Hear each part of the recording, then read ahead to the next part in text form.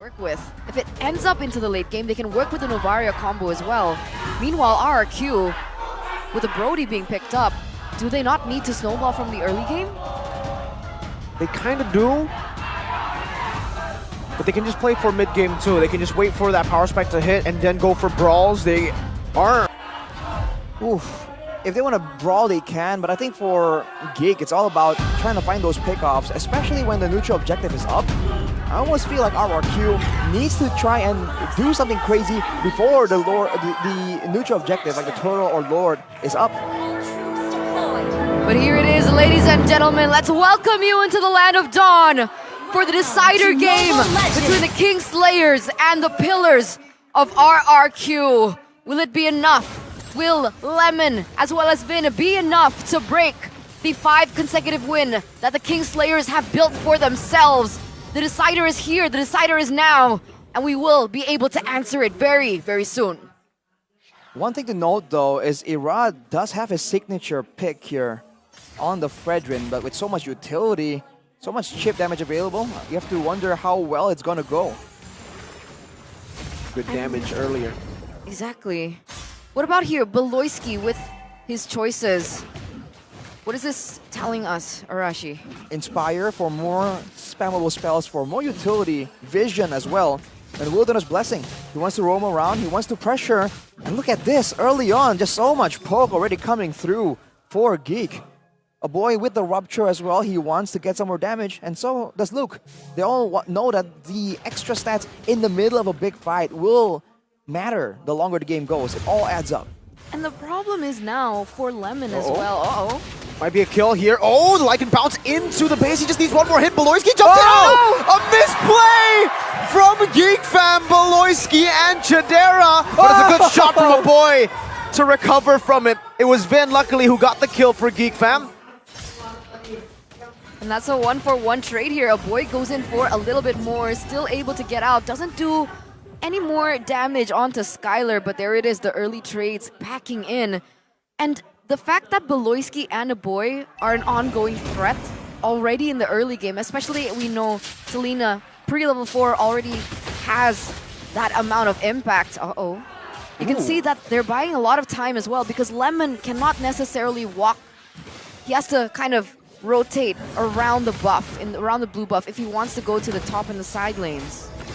Yeah, there's a lot of danger lurking in for GEEK fam, but look at this 1v1. Yeah, forcing the Black Dragon form from Banana. Vin already very low. Beloyski picks up the kill and Hazel looks for the retreat battle, wins it out against Irad. And Irad is forced to run back. Banana to the Poissons now popped by Hazel. Lemon trying to zone them away. Irad's trying to recover and take it away, but I believe it was Hazel still who got that green creep. Well, Irad has more EXP, so I think he got it. A bit too close though. The point is, GEEK fam are the ones pressing the tempo, and with a Brody, Skylar has more to say, and he did kind of set up that outplay on the bottom side of the map earlier. But aside from that, nothing really can happen against a Roger, and the mid lane, that's usually so important, so impactful. With Lemon being on the Savior, it's gonna be so slow to really ramp up in damage. Later on though, maybe it will be valuable enough to just concede all this control in the early game. But that requires them to push it to the late game, does it not? And in that late game, as compared to a damage coming out from a boy, well, I guess it depends, right? If he goes for something that can draw down the cooldown, there is a possibility that he can outmaneuver this, but this... A flicker to Chidera, wake... Oh, dodges away from the Torn Apart Memory on the Lycan! Pounce! And now with the wild charge defensively by Vin, Chidera was able to take that kill away, and Irad now gets shot down, one more hit, and the trap connects, slows him down, another arrow from Beloy. Wow, Chidera, that was extremely well played. Lycan pounds to dodge from the Torn Apart Memory, beautiful. Wow, the outplay is coming in from Chidera. Remember, the guy who was the first team marksman, was it last season? Gold lane. Wow, GEEK now having full control. RRQ are definitely just losing tempo and losing options right here. Even Irad, with all the early pressure he's trying to exert, he's just losing it out to Hazel, 2 levels behind. Are they going to keep going for a neutral objective fight? Are they going to go for some trades? They have options available. It's not too far to come back from 2K gold. 2k gold, but also a 2-level difference between Hazel as well as Irad at the moment. They want to go for the 50-50. That is extremely risky by RRQ. A boy nearly was able to steal that away, but here it is. RRQ.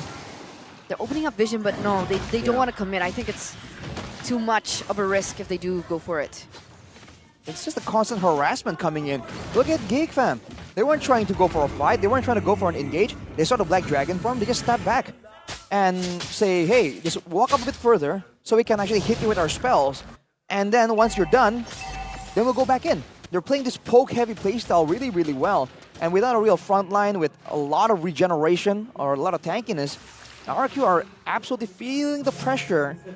And unfortunate for them, their composition kind of relies on big ultimates and big objective takes. That's why I think the Enchanted Talisman being brought in by Lemon will do the wonders, right? If he's able to spam out his ult in the later stage of the game, I think it does have a similar impact with a boy with the Astral Spheres. And look at Hazel using the damage reduction just to stand in front of Skylar, soaking that damage in. Beloy forced to flicker out. That turn in the mid lane is a tickle away. All right, another factor you have to think about, though, is the fact that GEEK only have a Baxia. Well, they have a Baxia and a Lapu as a front line, but the Lapu isn't exactly a frontliner. So later on, like you said, if Lemon can start dishing back some harassment, or if RRQ can get enough resources to fight reliably, there isn't really a front line that GEEK fam can use to really stall. And Skylar can hit multiple people at the same time with how the Brody works with a torn apart memory. So there are still ways for sure, but RRQ are slowly but surely falling behind in the gold lead department. Yeah. That's the big concern. 4K already, Arashi. It's a little worrisome. Oh. As, there you go. A kill 3 versus 1 onto Banana, and it looks like RRQ might be looking for the same, the mirror play in the bottom side. Yeah, and they might even be losing. Even in the mirror play, they have more members, but they get poked down by Chidera. Oh, Irad stepping forward, finding Chidera, getting the taunt as well. But wow, Chidera's dealing so much damage. He wants to go for the Lycan Pounce now as the shield unity connects. And also the Abyssal Arrow from downtown, locking him down. Skylar low, torn apart memory used up. Chidera falls. The combo with Lemon. Luke, bravest fighter, Luke! Cancelled out with the Wild Charge. That was stun onto Lemon. Now also going on to Lemon under the turret, forcing a flicker out. Lemon gets out and outplays Luke. But it's a free turtle over to GEEK and Beloy. It's not done yet. Boom. Oh, here's dive out. 2 valuable kills, I guess, taken by RRQ. The gold lead for GEEK fam was at about 4K. Now it's back down to 3.5. GEEK are still on track with their game plan. With the mid turret taken down like that, there are more ways for them to just hide in the jungle. More ways for Beloyski to be really annoying, to be putting down some abyssal traps in the jungle of RRQ. And while we have some time here, player head-to-head between Chidera and Skylar by our app GoPay. Higher KDA for Skylar, higher GPM as well, but Chidera with the teamfight participation, that's where he really excels. RRQ like going for skirmishes where Skylar can really show off his mechanical skills. But GEEK fam, they like going for this calculated all-in, like multi-member teamfight where Chidera is content not taking the spotlight. And usually they try to buy enough time for Skylar to ultimately carry in the later stage of the game, right? Which is why maybe he's not as involved as Chidera, a difference in gameplay and timing. But back to this game, it's now still a 4K gold lead for GEEK fam. And the oppression of the Abyssal Arrow is insane. And the traps coming in, there's absolutely no visibility that RRQ can work with. Oh my god, a Dawning Light comboed in with Irad's damage. Now onto Beloyski, still able to kite away, and the Abyssal Arrow too. One shot away, a good stab over, but Irad, if he gets chumped, if he gets traded in for just a roamer, I don't think it's worth it. Vin hits the wall, but that's just it. Only the wall. Aggressive play from RRQ, but for a roamer, surely that isn't worth it. With the next objective spawning in 10 seconds, Irad will be able to roll in. But what can RRQ do? They use so much just to secure a kill onto the roamers, and that's without the team. That was GEEK fam unprepared, reacting to an unexpected play. So what do they do, right? I mean, I guess that's already a good trailer as to what we're about to see, right? They're able to utilize Lemon's damage from that kind of range to start something, to build up for something, and for Skylar to go for the finish perhaps. But this Lord dance doesn't look like it's going in favor of RQ at all. They're being zoned out completely. Oh my god, wait, the Lord? Hold up. Wait, hey, Lord?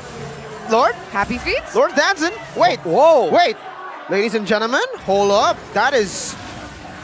What? Wait. Now with the taunt over. Lord can take it down. The Lord is still bugging out. Look at the midst of it all. Still able to get out. This might actually... Guys, I'm not even joking. This might actually be... Okay, okay. I was scared that it would be like a full, complete reset. But it's back. We're back. Okay, Hazel's 2 levels above.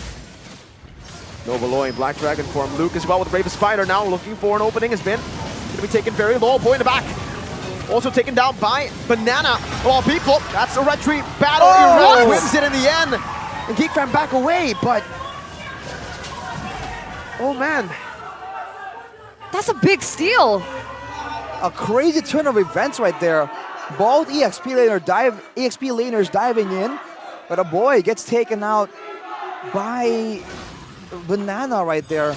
With the Lord right here, that's another front line to take some of the poke damage.